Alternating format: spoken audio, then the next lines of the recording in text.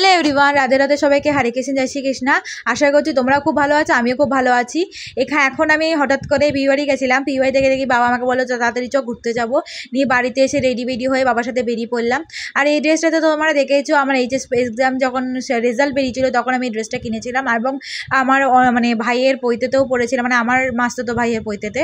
তো আজকেও সেই ড্রেসটাই পরলাম। তো একটু পরে আবার একটা ড্রেস চেঞ্জ করে বেরোবো রাত 11টা নাগাদ। আর দেখতেই পাচ্ছ কত ভিড়, বাবার সাথে গাড়ি নিয়ে বেরিয়েছি আর এত লাইন, এত ভিড় কি বলবো। কিন্তু এই পুজোর সময় সব জায়গায় মন্ত্র জপ হচ্ছে, গান বাজছে, ঢাক বাজছে, ধুনুচি নাচ, তারপরে এত ভিড়, সবাই নতুন জামা পরে ঘুরতে যাচ্ছে, খুব ভালো লাগে দেখতে, জানো তো।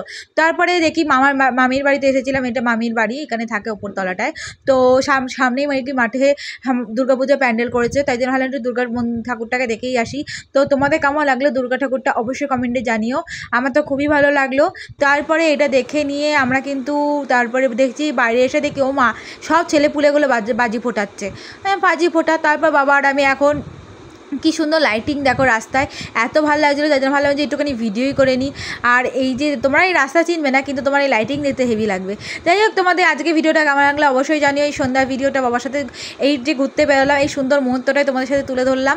আমার তো খুব ভালো লাগলো, তোমাদের কেমন লাগলো জানিও। লাইক কমেন্ট শেয়ার করে দিও। সবাইকে জানি যে গুড ইভিনিং, টাটা সবাইকে, রাধে রাধে।